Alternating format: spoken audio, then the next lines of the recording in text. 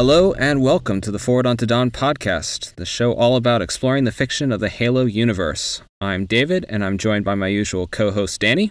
Hello. And rounding out this week, we have two special guests from out there in the Halo sphere. First, we have returning guest Dildev. Hello, from Halo Archive. Yes, and she was previously on episode 17. And we have a new voice this week, Defguru. What's up? You want to briefly introduce yourself? Yeah, sure.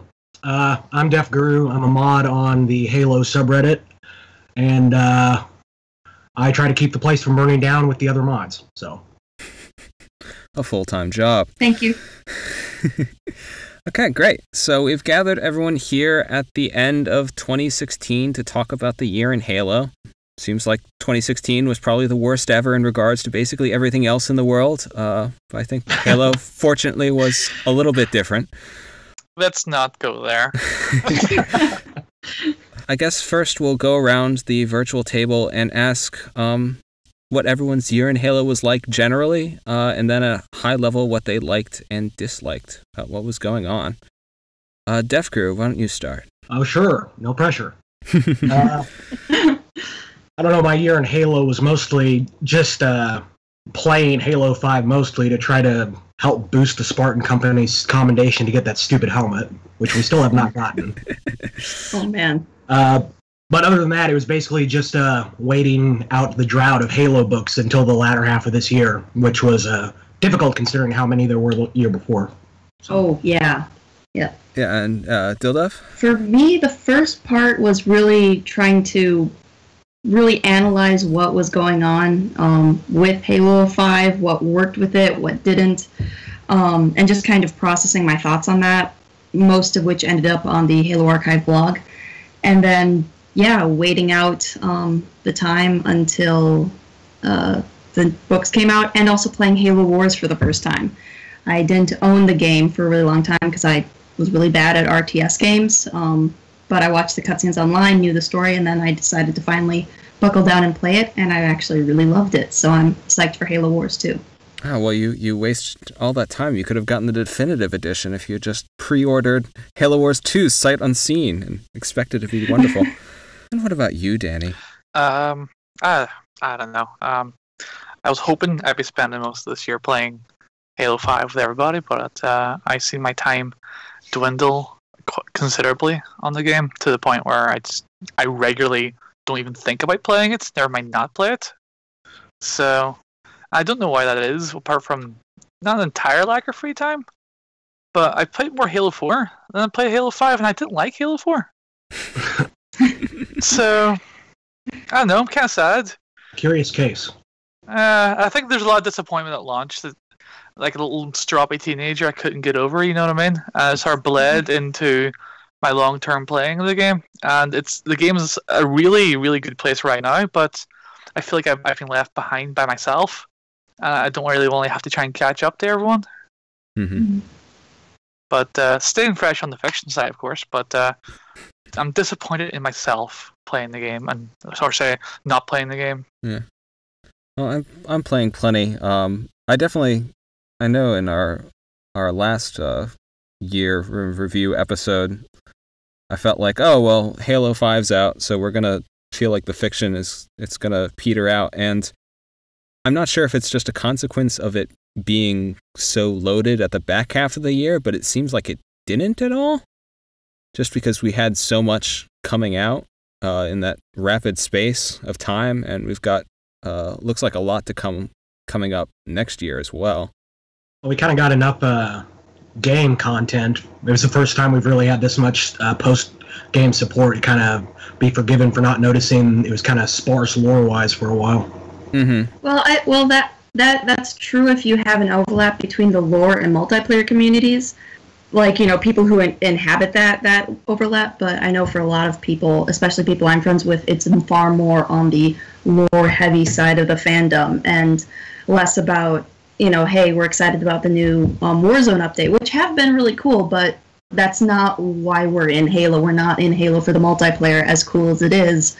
We're there to sink our teeth into the stories, into the characters, into the plots. And so I think, like, yeah, the updates have been great on the multiplayer side of things, and that's kind of helped keep Halo fresh in our minds, but it hasn't, for at least the lore community that I've been a part of, it hasn't really kept us engaged until, well, essentially Mythos and Fractures came out, so. Mm-hmm. So what you're saying is you still want campaign DLC, even though it's never coming. It's coming. It came in Spartan Assault. It's coming in Halo Wars too. Yeah, we'll see. We'll just step through what we got this year. First, or the most of it, like you were saying, was the Halo 5 content updates. Mm-hmm. So we got a bunch of new maps. We got all the Warzone stuff. We got new modes, game modes, finally. And I think you're definitely right, Dildev, that there was less.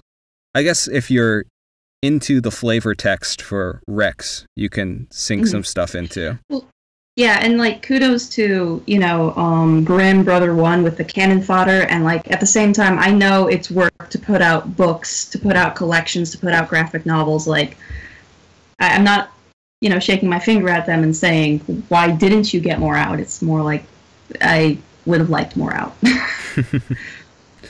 Yeah, I do think, to their credit, though, one of the nice things is, yes, campaign DLC. I would totally pay for that.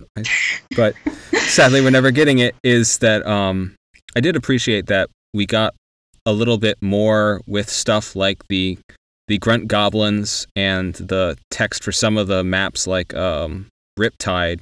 We actually got little nuggets of information about what's going on post Halo 5, even if we aren't really seeing much beyond stuff in War Games and Warzone with it.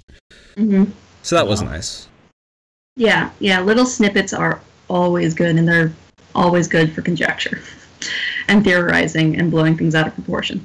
Yeah, of course. You gotta theorize and run crazy with the speculation. Absolutely. Crazy.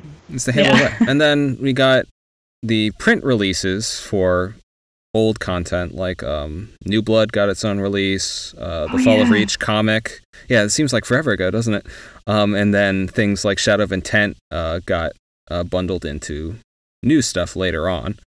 Which Saints Testimony too. Yeah, Saints Testimony as well. That's something that totally passed me by because I have now in a small apartment. I have given up. I have been giving away Halo books and just buying them digitally because I have no room. And also that way you avoid the problem of looking at your shelf and noticing that there is no like 2 Halo books that are the same. They're all different sizes and presentation, and that's crazy if you're OCD about it. Oh god, I have this massive Thursday War book, and it towers over every other novel in size, and it's like, why are you so big? And I made the mistake and got the wrong one. Yeah, and the for whatever reason, my Silentium book doesn't match the other 2 in the Greg Bear trilogy. I'm not sure why. So for me, the annoying thing with the Forerunner saga is the first book came out when I first came out in college, so I didn't pick it up right away. So when I did, it was paperback. But then I picked up the other 2 hardcover. Oh. And then it came out with that extra edition of Silentium that includes the epilogue that was originally just an audio thing. Mm-hmm. So that's paperback bundled in with everything. Oh, I didn't even realize they ended up packaging it. That's good. Yeah. I don't think they ever formally announced it. I just stumbled across it in Hastings. Huh. Yeah, that's what happened with me when I went to buy the Forerunner saga. They came out when I was in college, and I didn't really go and buy them until like a few years into my college thing, and by that time it was already packaged in with Silentium. So, yeah. Do you think they were trying to avoid people getting annoyed at the fact that they reissued the book with slightly more content? I mean, they've done that before. They've done that. Well, they did that with Evolutions, but also they re-released Fall of Reach, The Flood, and First Strike, all with slight edits to make the canon flow, and then with additional content in the back. Like The Flood has a letter from Fel to his mentor Lack about what's going on the Halo ring, and a prayer from Zuka Zamami about pursuing the Master Chief. And so yeah, they have done the re-release with new content before. Wait, you mean that Master Chief didn't first fight elites like 2 weeks before Reach? Wait, what? glossed over that stuff. They say that they didn't fight elites until Reach. I wonder who was piloting those Banshees in the prologue then. Ooh, yeah. Well, again, like that was something that the re-release had like edited in. Like they changed some of the wording to indicate, hey, we know about these. And so some of that, and they did that with the Brutes too in First Strike, and some of that did take away like some of the punch of like, oh my gosh, these, especially with the Brutes, of, you know, these big ape-like aliens suddenly coming out of nowhere and essentially throwing the Master Chief to the ground. So definitely, it took a bit more punch out of it, have when they're trying to streamline the canon, but now the canon's streamlined. So I mean, you give, you take. Nyland and nobody knew back then what they would actually want to do with this stuff. Like 10 years later, almost. Yeah. And then in random tie-in stuff, we got the Forza Warthog and the Rocket League Needlehog, which did not entice me to play Forza or Rocket League, but it's there if you want it. I love Rocket League. I have it on PS4 and PC. I'm not getting a second, third version of it, no matter how good that Warthog is. Yeah. You're not going to triple dip? Yeah. If I may harp on the hardships of being a mod on the Halo subreddit, when those Forza Warthogs came in, everybody, and I mean everybody, were giving away Warthog codes, ignoring our rule about asking mod permission for that first. 20 posts a day I was removing. It was ridiculous. Oh boy. Oh man. You just got to triple dip for the games you love. Yeah. Come on, Danny. Get with it. I have bought BioShock probably 5 times on 3 different platforms now. Hey, I've invested in the PC version. I got all the DLC, so no, I'm good. I'm good. I want to give them so much of bundles of money, okay? Speaking of crossovers, was Killer Instinct was last year when the Arbiter showed up on Killer Instinct, right? No, that was That was this year. Okay, that was this year, yeah. Oh, yeah. That has me tempted to purchase Killer Instinct 3, just for the fact that I get to play as an Arbiter. Like, not gonna lie, that one was effective for me. There's nothing that can make me good at fighting games, so there's nothing that will entice me to play them. I just don't like Killer Instinct. Like, you could offer me a mansion, and I'd still not like the game. I wouldn't want to buy it. I had totally forgotten about Killer Instinct being this year too. Man, 2016 has been longer than I thought. I have not played it. It was free for Games with Gold a few months ago. I've got it sitting on my hard drive. Yeah, I think like season 1 or season 2 or some season giveaway. I think it's season 2. I'm not really sure exactly how it works. I clicked on the link because it was a free game, not because I liked it. Okay. Yeah, I if it was season 3, I would have gone for it, but just I'm in the Killer Instinct because the Arbiter's on there, and by gum. It's not Halo. They also have a General Rom from Gears of War. It really interests me too. Oh, really? So Killer Instinct has pulled in a lot of... Microsoft's gonna do that cross promotion. And they had a Battletoad in there too, didn't they? Oh my gosh. Once again, they got Rare. Rare isn't doing anything. Make a Battletoads character. To be fair, they have a very small pool to draw from. They're going to draw from it whenever they can. Yeah. So when are we going to see, like, you know, Marvel versus Capcom, but like Microsoft version? Like, that would imply Microsoft wants to put money behind it, and considering the PS4 exclusive stuff going on with the next Marvel versus Capcom, I'm not going to say it's a thing. Maybe, like, you know, there's things with you know, say Dark Horse. Hellboy is Dark Horse, right? You know, Hellboy versus that canon versus Halo. You know, throw those together. What was kind of funny was the head Xbox guy, I think it was Spencer, or one of the top ones, was talking about Banjo-Kazooie appearing in Smash Brothers, and he was like really for the idea, like weirdly and creepily enthusiastic about trying to get Banjo into Smash Brothers. So I don't know, maybe we might see Master Chief in there sometime in the future. That'd be kind of bonkers. Yeah, just to confirm, Hellboy is Dark Horse Comics. I just looked that up. Yeah. Okay. Yes. Thank you for confirming that. Yeah. So you could have Hellboy and Master Chief meet. I know Dark Horse publishes Halo, and I know it used to publish Star Wars. I don't know any other comics it publishes. Yeah. A bunch of ones. There's that famous one, that one, and That thing one. is, I'm aware of it. I've read other ones by Dark Horse, but I can't think of them at this moment.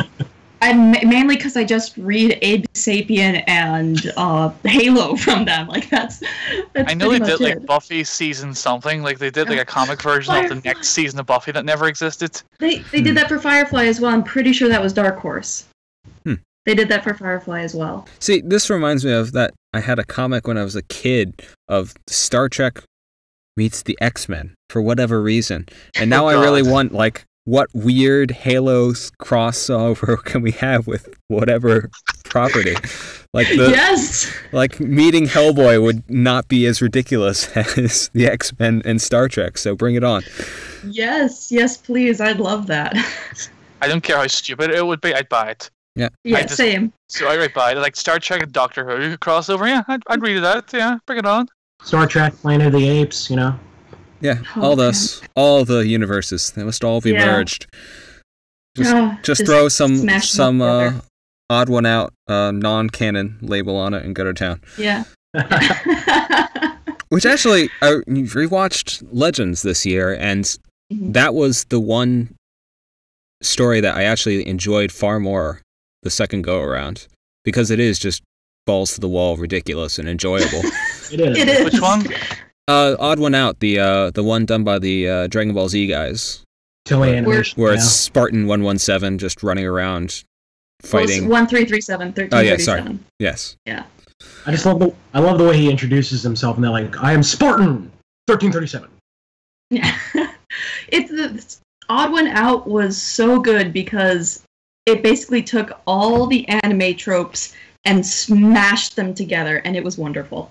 Yeah, and I think and as comparison with where I think the rest of Legends falters is that it's anime tropes played straight. It's like, oh my god, the Spartan's a woman, shocking! Like, just all these sorts of things I didn't like, but Odd One Out, it's like, yeah, we're doing that, but it's also ridiculous, and we accept that it's ridiculous, and I appreciated that. So that's gone up in my estimation in 2016. Mm-hmm. Yeah, I think out of Legends, which I have it, like, that's my cleaning soundtrack, essentially. Like, if I need to clean my, like, for instance, my apartment or my room or whatever I'm staying, I just stick on the DVD and let it play because I know what's going on. And then if it gets to a part I want to see, I just turn around and watch it and then go back to, like, cleaning dishes or whatever. So, yeah, after kind of rewatching or re-listening to it, Odd One Out is definitely enjoyable, but I still think that, you know, despite the quote-unquote shocking twist of Spartan's a woman, I still think that Homecoming and The Babysitter are probably the best in terms of storytelling, in terms of creating an arc for characters and using both visual and verbal means of communicating said arc. Those are both really good. I think personally my favorite's probably Prototype. I have like giant mechs blowing stuff up. That's great. Mechs. I want more.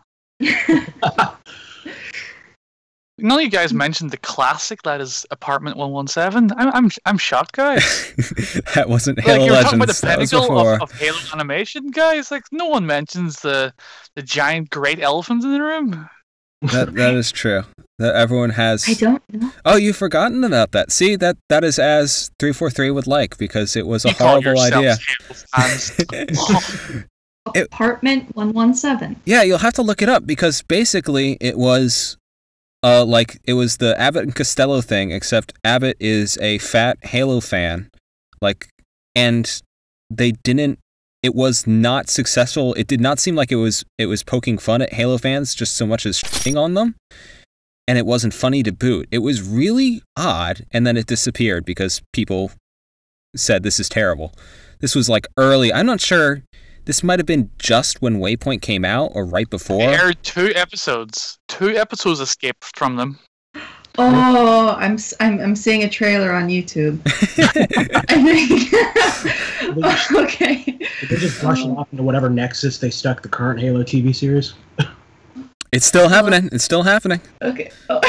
Okay, so I'm on the Halopedia page for it. God bless Halopedia. Apartment 117 was a Halo Waypoint series developed in 2010. It was swiftly removed by 343 Industries after Episode 1. was released on October 10th, 2010 for an undisclosed reason and presumably cancelled. They scrubbed the internet off that thing so fast. Like, holy hell. Well, that's the best part, is that the episode of it which you describe has the thumbnail of him in the store. It's like some Russian copy of it on YouTube. The only place they couldn't scrub it. I'll be honest. I'll be honest. I have never heard of this before. Well, because it was there and it was gone. Like, I'm so sorry then for introducing this to both of you then. This is not something I should ever let people know about if they didn't already know. Nope, Danny, this is your legacy. This is your legacy now and forever. Happy 2016! well, and yeah, and actually, speaking of Russian stuff and scraped off the face of the internet, also in 2016, we lost Halo Online. Yeah, what happened to that? It just kind of faded from being mentioned. Well, they mentioned that they were taking it down for indefinitely, and then I don't remember how much later they basically, I think it was in August, they finally just said, yeah, it's dead. Which I still don't understand, like, because it seemed like they were dipping their toes into, hey, we have a free-to-play PC-built version of Halo to introduce into people, and then it never went anywhere. Besides, prior to that silent cancellation, they were saying, oh yeah, we'll release it across Europe and different countries. Oh yeah, don't worry. Yeah. Because people wanted it outside Russia, and they're like, oh yeah, don't worry. Here's some reassurance.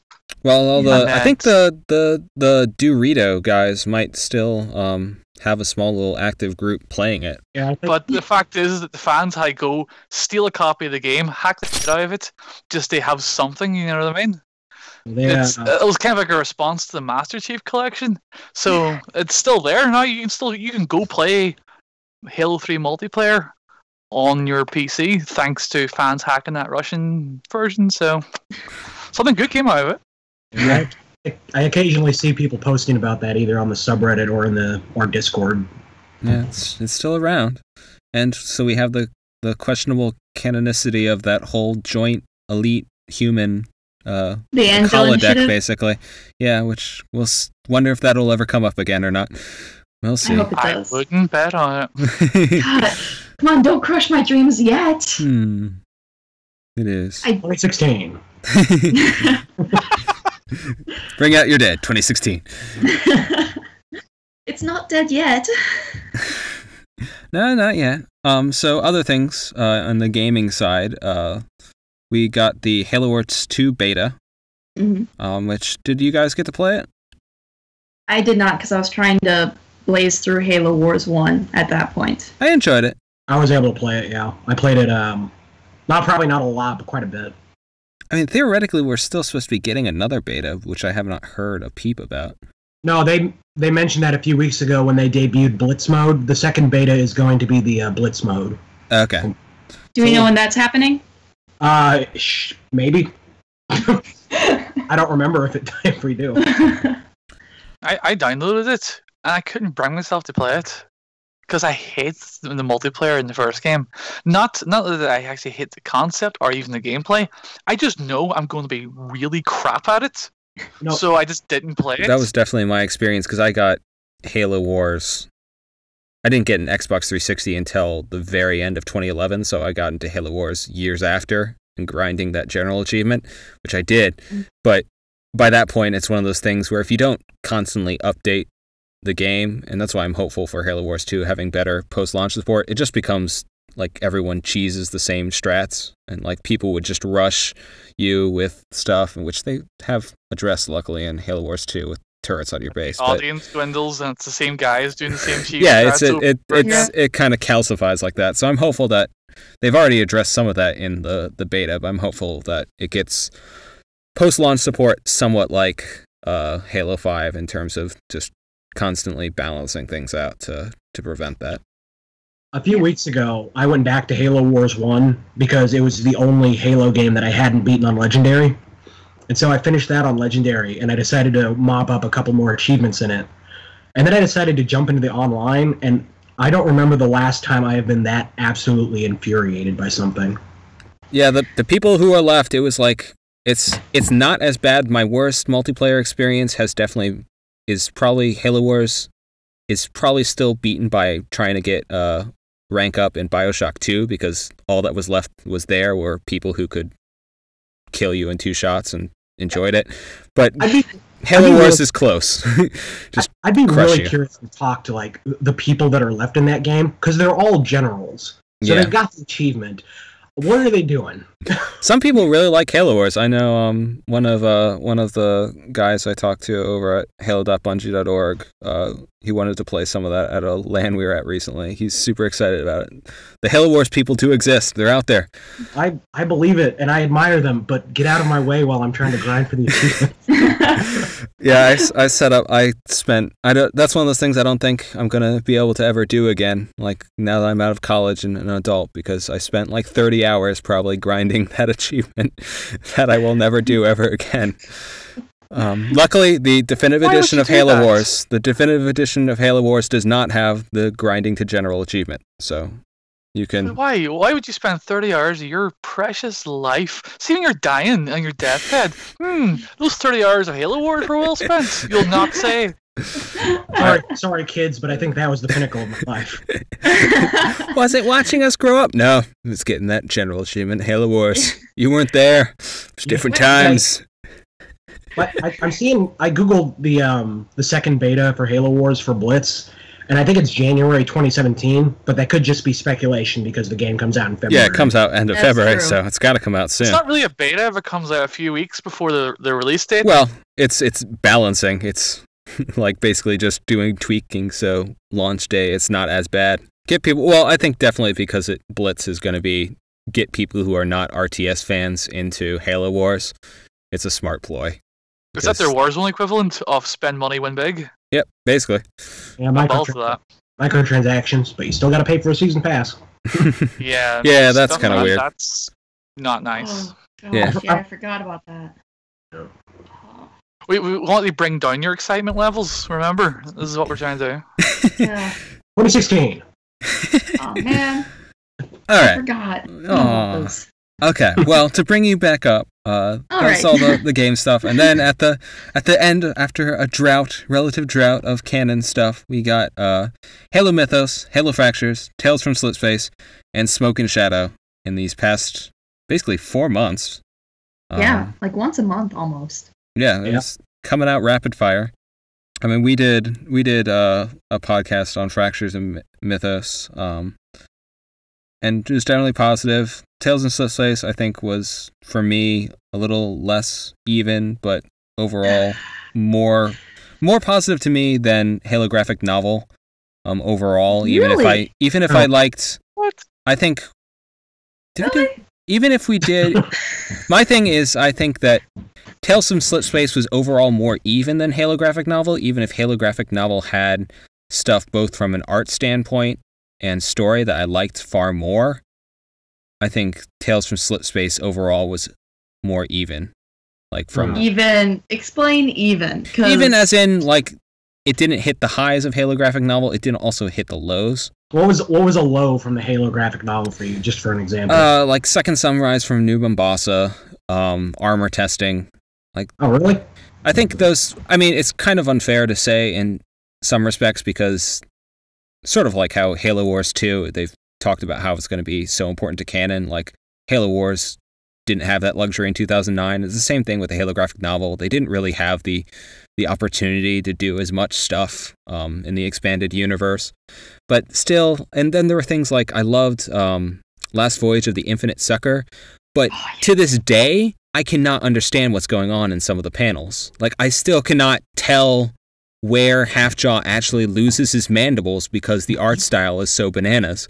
I missed it too. You really have to look to see where they get cut off. Which I guess, that's like, I guess I can understand that because that did take me a few reads myself to when I first read it to catch where he lost his mandibles, to catch what the flow of the action was. But actually that I was relatively new to reading comics when I picked up the Halo graphic novel, and so that one actually taught me how to look at the images as part of the medium, because it did make me focus on where my eye was being drawn through all the bits of action. So actually, from my experience, I actually think it's really coherent, and it's actually really good at kind of teaching you how to accept this as a new medium and not just bouncing from one set of words to the other set of words with, oh, there's a pretty picture in between. But that was my experience. Well, so we talked about Tales of Slip Space, but what did Defguru and Dildev, what did you think about it, since I've said my piece? I don't know how spoilery can I be. Yeah. We will say question. That we will fire off the spoiler horn here. If you don't want to hear about these stories that came out in 2016, get a move on. Serena died. Yeah. Yeah. Which I honestly, if you had to have seen coming. But I don't know. My impression of the Halo of Tales from Slip Space was I like the graphic novel a lot more. I'll be honest. Tales from Slip Space kind of let me down a little. I enjoyed the Spirit of Fire story, and I enjoyed finding out what happened to Serena, even though you can kind of piece it together with the AI lifespan. But I like they explained the legendary ending for Halo Wars 1 a little bit. Yeah, I thought that was actually a really interesting choice. That you think the cliffhanger, it's like, oh, Serena's waking up, something's happened, and it's actually kind of basically her farewell note, which I thought was an interesting twist. I kind of love it gives a little more insight into Jerome, which we don't know anything about him, but he's this paranoid about Anders' position as a security risk that he rigs his cryopod to open if hers opens. Yeah, which was a nice touch too. I mean, if you didn't read the timeline events to Halo Wars, you probably didn't know much about besides that single line when they're leaving Arcadia. Yeah. But I don't know. The other stories, I don't know. Those other stories didn't really do it for me. The one with Blue Team, nothing really happened in that. It was. We got to see Fred yelling at an asshole. That was which I feel like if Halo 5 had really gone into the Master Chief, breaking down from doing so many missions, that story might have had more of a punch. But as it is, it's just this guy. Hey, it's this guy who's this rock, and will he ever crack? And no, he won't. Yeah. For me, for me, On the Brink, I was actually kind of really excited for that because I think that Duffy, who's done Duffy Bourdreau, I don't know the last name, how to pronounce it, but I actually really liked his work on Halo Escalation, especially the back and forth that Halsey and Palmer had in the issue 16 really grabbed me. He does dialogue so very well, and so I was really excited. That was the best issue of Escalation. Yeah, yeah, and I was so excited for Duffy to tackle Blue Team. This was going to be good, and it just, you're right, nothing happened. It was just, and even the shouting, I felt was out of character for Fred. Fred's not, in the novels, Fred's not the one that's going to, go over the top with his emotions like that. And it just kind of felt if anything, it would I feel like it would actually be Kelly who would be more vocal about it, because she's been known to be the most expressive of Blue Team. But so yeah, for me, On the Brink was just a little bit. It happened, and it just didn't feel like there was much to it. Same with something has happened. I do feel like there was more of a point to it. But I still don't I guess I just wish it gave a little more personal insight to Serena, because I knew that they had to balance what was happening with the Flood and what was happening with Serena, but at the same time just kind of trying to force both of those into a short fiction just kind of felt like wrapping up loose ends to me, as opposed to really trying to create a meaningful story. Yeah, I'm curious if they were just using it as an opportunity to rectify that Ensemble had kind of set up a sequel for Halo Wars with the legendary ending that they just weren't going to follow up with in Halo Wars 2. Yeah. It's possible. Yeah, and also Knight Takes Bishop, where Telcam gets assassinated. That was pure and simple, cleaning up loose ends, and that just that also bothered me. Did you happen to read the Waypoint entry where it was interviewing all the artists and writers for the? I did, but a while ago. Okay, because I remember specifically the writer for that story saying that he basically wasn't writing a story; he was just writing an action piece, and so that whole story kind of felt a little hollow to me. Yeah. And go for it. Sorry, but the way Tales of Slipspace kept getting leaked for like the 2 months before it came out, like even though I tried to avoid spoilers, I knew Telcam was going to get taken out, and everybody's like, "Oh, if you're going to be mad about Jewel and Dama dying, you're going to be pissed about Telcam." And I was sitting there thinking, well, not really. Telcam to me at least, Telcam was kind of just a stepping stone for setting up Jewel. I wouldn't have been Yeah. I wasn't upset with the concept of him dying at this point. But then we get to that story, and there's no dialogue, no motivation given for why the sudden turnaround about executing him, and then they pop him in the head with a Spartan we've never seen before.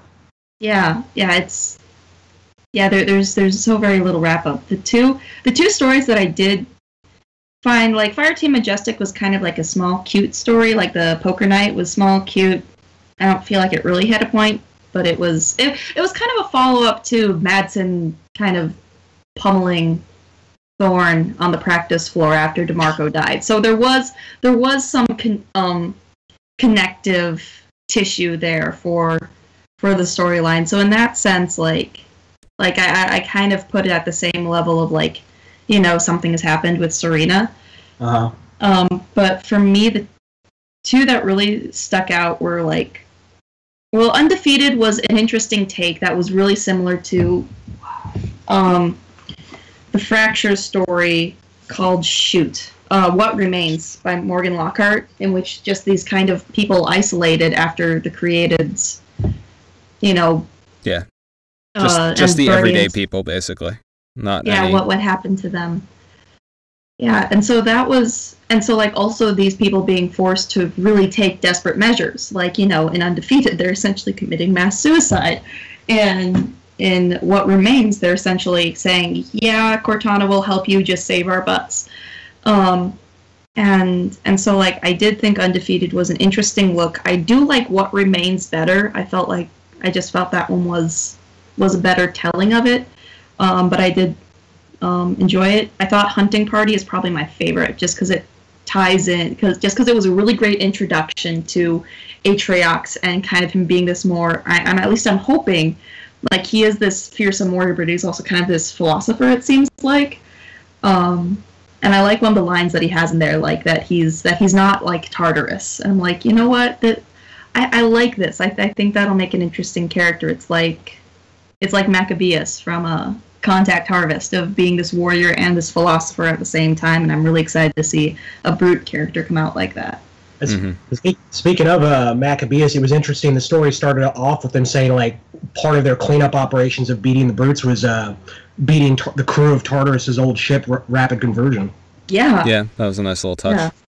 Oh, by the way, that story of that Fracture story you were trying to think of is Breaking Strain. Yeah. Okay. Yeah. And then that mentions all of them except Dominion Splinter. Which I apparently am diametrically opposed to Halo, the entire Halo archive group, on that. I think it's totally reasonable and understandable that Cortana's quote-unquote gone evil, and that I don't think this was actually an attempt by 343 to retcon, like, oh, actually it's just this rampant fragment of her that's evil, not the real Cortana, But I'm apparently in the minority on that opinion.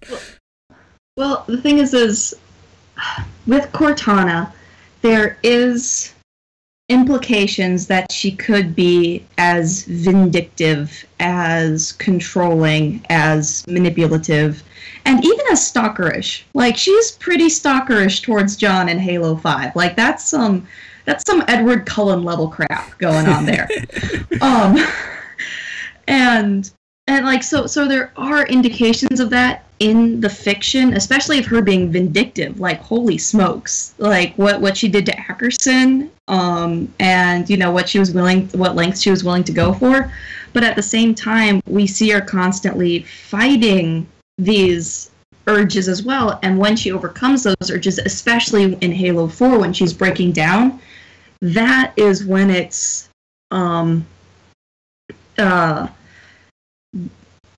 that's when she's portrayed as this heroic person and portrayed as she's finally overcoming. She's achieved victory over these things.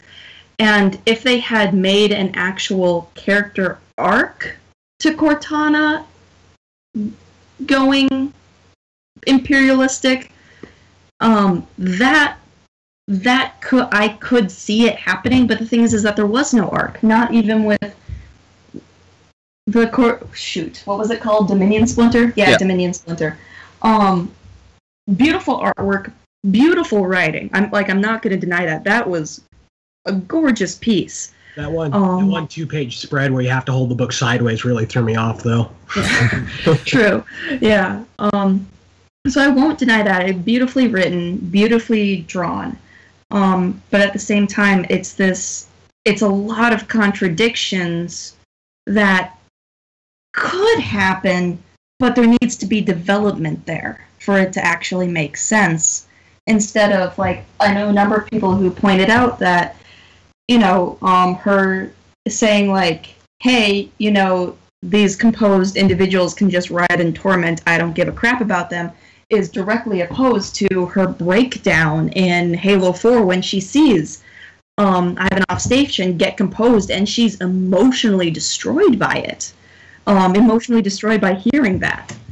I think part of the problem there is I understand where you're talking about the arc, because this doesn't actually tell you a lot about Cortana besides, to me, this is just old Cortana in that she finds something that's in her way and she knocks it out of the way, and so we don't actually see any of the imperialistic Cortana. She's basically just lying through her teeth. Oh, I'm just Fragment. Don't mind me. What's going on, by the way? And so to me, it reminded me a lot of the passages in First Strike where she's fighting with the Covenant AI aboard the Ascendant Justice more than anything else. And I do think you're right that we have her at point A and point B, and we don't necessarily see that change, even if it's plausible.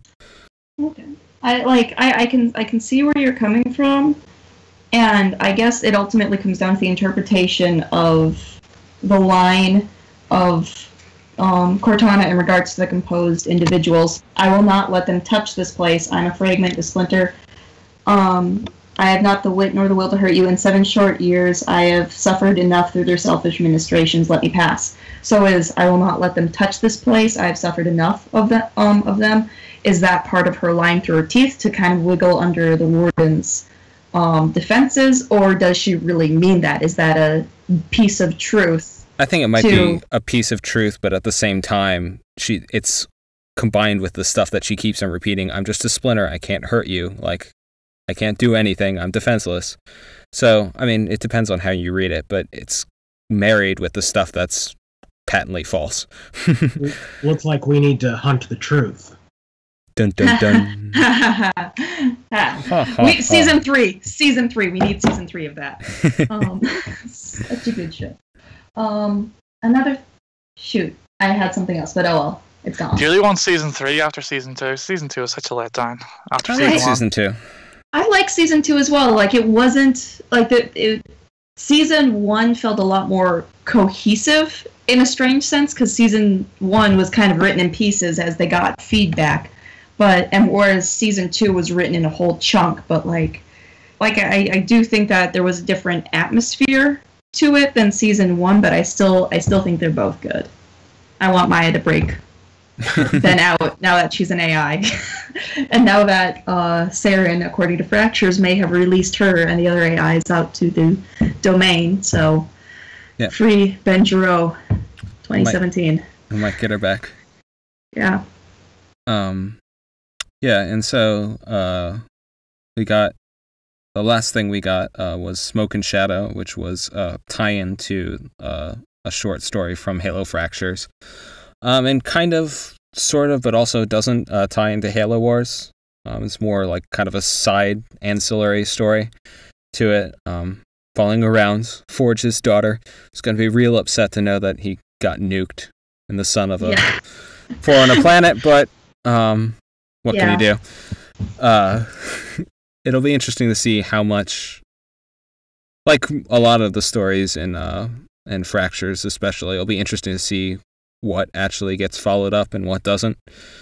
We're still waiting on them to follow up on stuff from Evolutions. Yeah. Well, we've kind of gotten stuff from Evolutions. Which story in particular? The Return? Most, that's the big one. Mm-hmm. Return. Oh, that'd be a good one to see some follow-up on. Especially with a lot of, like, well, okay, the Created kind of have steamrolled the space politics aspect, but, like, you know, before the Created, you know, there was a lot of talk between the Swords and UNSC about joint occupation. You know, where does the shipmaster from Return fall in? Is he a part of the Swords? Is he somewhat, you know, tied into the Swords? Is he his own faction? Is he a part of a Covenant splinter? What's going on? Yeah, I feel like that might be one of those things that, like the Fall of Reach and stuff there, that has gotten out of date as the universe widened. The Return might be one of those ones that's kind of dangerous to go back to because everything else has passed it by. Like, obviously, when they wrote it, they didn't have a clear idea what the post-Halo 4 world was going to be like. And now they do. It's also weird because if you look into it, it's set in 2559, of all things. Is it? And I know. It's really weird. Like, I don't think they flat 6 years after the end. Yeah, so you're right. I didn't realize. I thought it was 2557. But yeah, it's definitely set after everything else. So it seems like it's one of those things going back now, like, in order for the story to make sense as written, he has to be sort of basically a minor character, not really involved with all the other stuff. But who knows? They vaguely followed up on Headhunters. We've gotten, with Tales from Slip Space, we see more of the red sworded Spec Ops elites. Yeah. Anything else you want to digress into on Evolutions? Otherwise, I was just asking if there was, just in general, what plot points you were hoping got addressed in 2017 that might be lingering from whatever media. Jeez, well, Shadow of Intent, I think, was one of the best pieces of fiction that came out in 2015, and was at the beginning of 2016. But yeah, I'd love to see a follow-up on what Kratos Vadum and the Shadow of Intent are doing, and the kind of them trying to find the Sanshayum and possibly make peace with some. I think that would be really cool to explore, kind of going out farther into the farther reaches of space, kind of beyond UNSC or Covenant or Swords space. Well, it's all just Cortana space now. Fine. Have an isolationist story with them in it, with the Shadow of Intent, with Stoll, you know, punching the heck out of some Created somehow. Well, and that actually, that's something. I've been meaning to write an article about it, but in terms of post-Halo 5 stories, if you don't want to have the Created involved, setting it with the Covenant makes the most sense, because there's got to be little fringes of Covenant we haven't really seen, and they don't have AIs. So there's no one to run the show there. So that might come into play at some point. I'll never know. I really actually want Broken Circle, which was 2014, to come back, because tying into what you're talking about, we get to see the crazy plant-based Sanshayum who stayed on their planet, and it's not inconceivable that some of them managed to actually escape before their sun went kablooey. So I really hope that some of them are rattling around. And then, if their sun even did go kablooey, because there's Yeah, that's true too. Whether or not it actually did, we still don't know definitively about that. And then there's all the stuff with the installation there that we don't know about. What's happening with that group of the Zealous Covenant, or Zealous Elites, I guess, and whatever happened to them. Would be nice to know. I don't know. There's lots of stuff. I'm looking also forward, because Matt Forbeck also has a story that's connected to his Lessons Learned short story in here coming up, right? I'm really excited for that. Like, I am a sucker for Singhali characters, obviously, if it hasn't been clear, and I love the kind of tense partnership that Lucy and Tom and Mendez have to have with Kasha, like, and kind of the whole tension between Singhali and humans occupying and trying to live in the same space on Trevel and on Onyx. We could get something that's, like, I don't know, as good as District 9 with, I don't know, maybe less blood and transformation, but like but like that I love stories like that. I'm looking forward to what Matt Forbeck brings up, especially if it's connected to Lessons Learned. Yeah. Well, and along those lines, just to run down what we've got penciled in for the next year, we've got stuff like the next library edition for the comics, but we've got Halo Wars 2, we've got Halo Envoy, which is Tobias Buckel's connections to the Halo Fractures story Oasis. Oh, I'm looking forward to that. That's actually first, before Legacy Onyx is actually it's right now, it's set for December 2016, so it's the very end of 2017. Yeah. But then, and then in between it is Halo Retribution, which will be Troy Denning's next book, which has no connections to any of the other Fractures things, unlike everything else that's been coming out recently. So we got some good stuff coming. I liked Last Light. I think most people did. Yeah. I love Last Light. Last Light was good. Yeah. So it'll be good to see that stuff come in. Yeah. I guess I had one question, actually, that the Halo.Bungie.org admin MacGyver wanted me to ask you guys. He was wondering, like, at this point, we're basically 4 years into the process that started with Halo 4 in 2012, with the War Games being a simulation. I mean, now basically everything's kind of been lorified at some point. It's kind of leached into all aspects of the game, and so he was wondering whether you think that's a good or a bad thing. Coming from a lore fan perspective, I love it. I love that, there's that they do have these war games, that there is, okay, please 343, keep the Anvil initiative going, like keep it canon. I love that those are that there is in canon explanations for it. I think it helps to kind of broaden the universe a little bit, kind of adding like little flavors of details.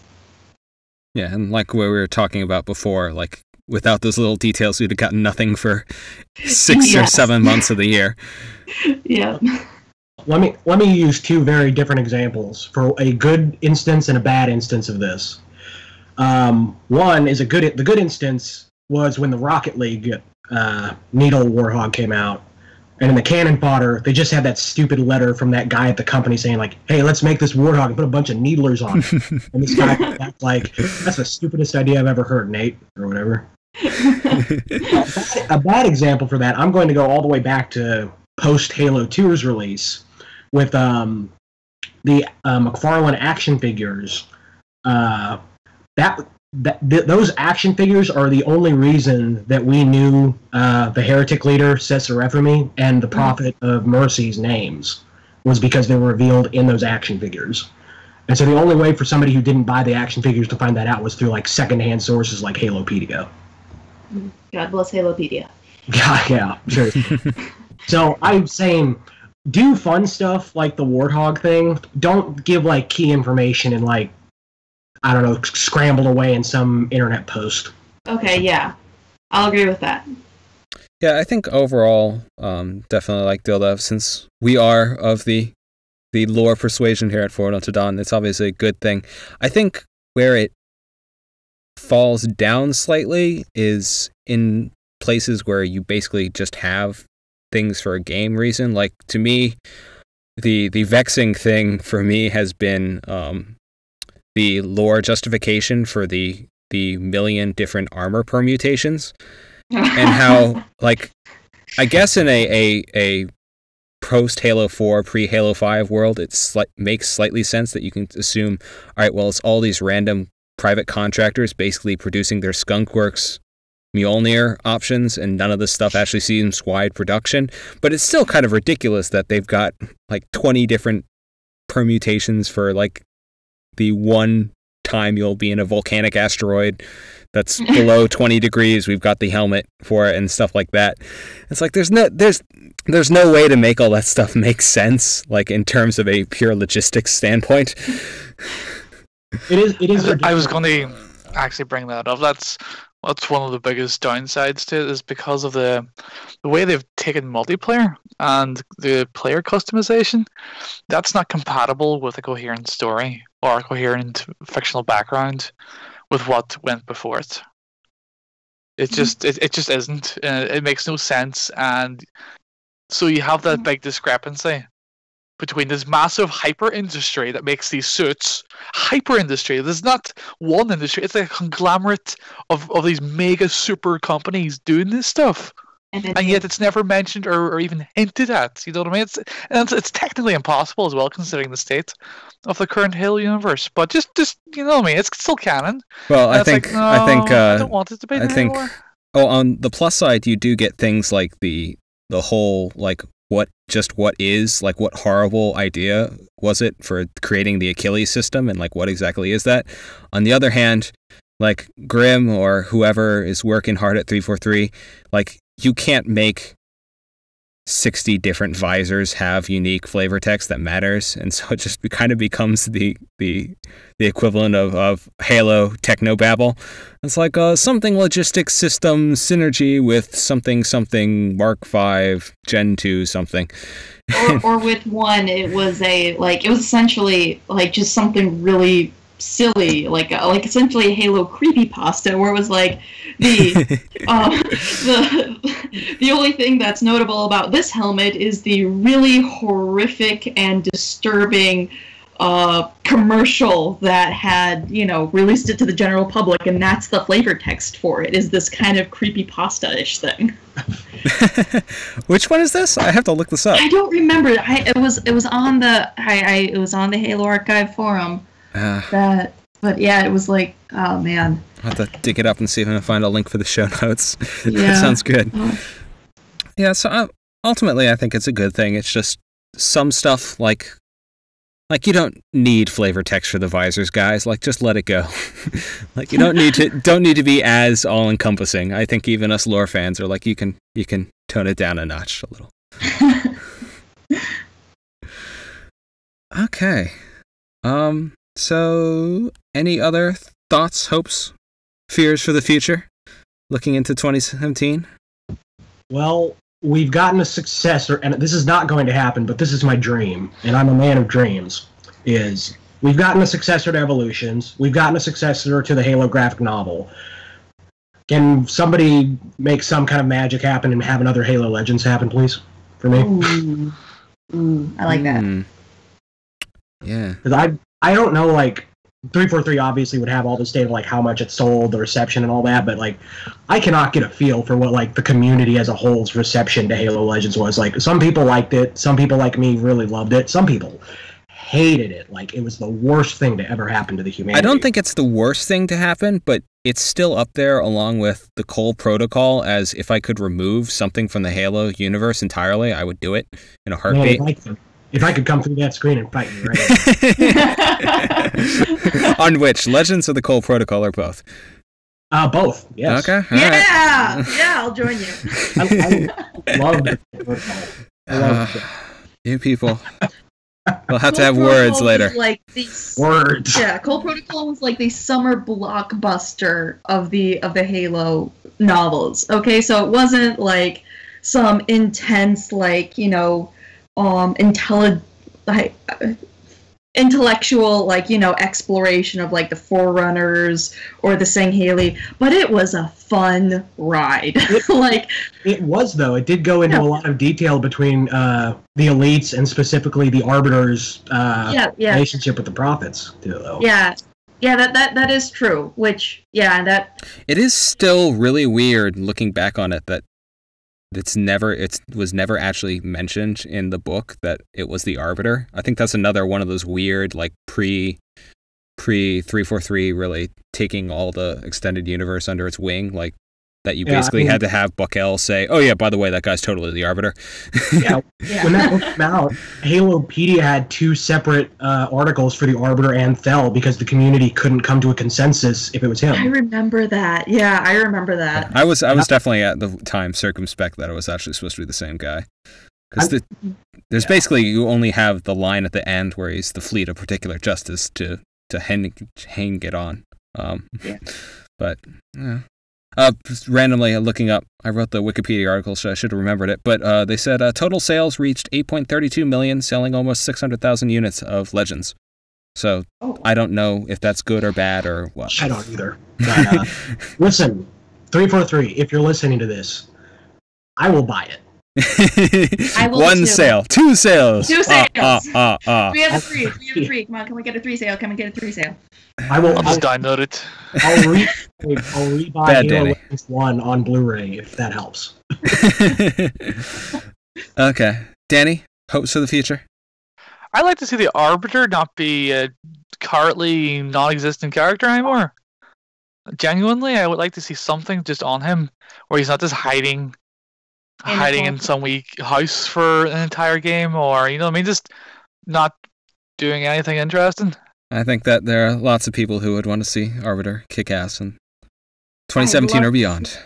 I'd love to see him back in the center of a story. Like, I've loved the pieces that we got of him occupying, like, the sides of stories. I like what we got to see of him in Kilo 5. I like what we got to see him of in Shadow Intent, in Hunters in the Dark, where he basically laughs in Oni's face about we're going to start a war over this, and he just kind of laughs like, the world's ending. You're going to start a war over this? Really? And, like, you know, and I did like what we had in Halo 5. That could just because I'm desperate for more Felvedon to be in the canon, but yeah, I'd like to see another kind of Halo 2 thing where he is the focus, he is the protagonist. Like, I'd really like that. So I'm with you on that, Danny. You know what I would like? I would like another book where the Master Chief is actually the main character again. This has been a long time. It's been a while. Mm-hmm. Yeah. It's been since, what, First Strike was the last one? Unless you count that short story in Evolutions, yeah. Oh, yeah, wow. Yeah. Yeah, it has been a while. I think that's just one of the downsides of having an ever-sprawling universe. It's, like, weird. You, like, have to ask, like, wait, are we going to spend time on the main character in the games? Like, I guess, but... All 343 has to do is everything all at once. Yeah. Yes, that is definitely the takeaway. Do everything, but well, and all at once. Yes.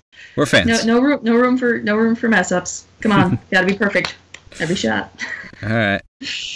Okay. Anything else?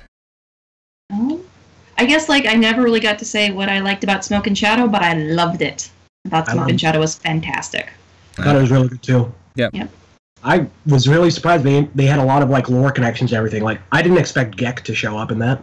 That was so cool. Well, and it gives him a nice backstory before he just runs around and then gets killed like a mook in Spartanops. So that was nice.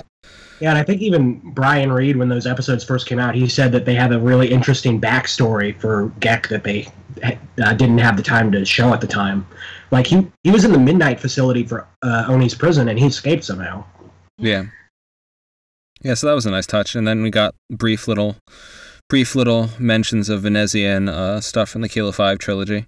Which actually, all right, that's what I should say. If I didn't get anything else besides Broken Circle, I would really love Chol Vaughn to come back from Yes. like Yes! the pissed off ship mistress with who wants to like basically create her own Jackal style covenant and run the universe. I really liked her, and she just, which I remember commenting on, she basically just disappears at the end of Mortal Dictata. Like you think she gets off, but it's never really commented on. So I really wanna follow up with her and see where she is 4 or 5 years down the line now. Yeah, I don't know your guys' opinion on the Kilo 5 trilogy, so I don't know if I'm stepping on any toes if I'm saying this. But as somebody who thinks Mortal Dictata is probably one of the worst Halo books ever written, Chol Vaughn was probably one of the more interesting characters in the entire universe, honestly. I'm going to reach through that screen and... No, I won't do that. Maybe lightly chide you about that. I think overall, the Kilo trilogy, like, separated from all the fan rage that came out at its time, I think it's solid, but I think, especially when Mortal Dictata came out, and my opinion hasn't really changed, is that she kind of got a bad nest of eggs to work with in that she had to follow up the beloved Ghost of Onyx, which 343 clearly was not interested in taking where it was, where people hoped it would go. And then Mortal Dictata is really the story she wanted to tell, and then we got this stuff in the first 2 books that didn't really go anywhere with regards to the whole Spartan thing. And so in that respect, it seems kind of a waste. Well, have you ever read any of Travis's other work? Besides Human Weakness, that's it. Okay. I read her stuff on Republic Commando. Okay, I've only read 2 of those. I've read Order 66 and 501st, but I've also read all of her Gears of War books, and I think her Gears of War books are really fantastic. Like, that is a great EU for Gears of War. Her writing style is that she takes a group of characters and she really analyzes them, but she does it over a really long period of time.